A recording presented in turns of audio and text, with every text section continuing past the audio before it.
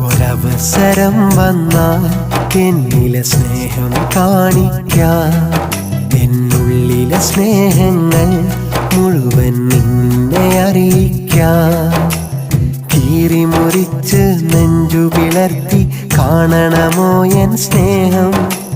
അലറി വിളിച്ച് നാലാൾ കേൾക്കെ പറയണമോ എൻ സ്നേഹം? ഈ ദേഹം മുഴുവൻ പൊള്ളിച്ചെഴുതി അറിയിക്കണമോ ഞാൻ? ഒരവസരം വന്നാൽ എന്നിലെ സ്നേഹം കാണിക്കാം.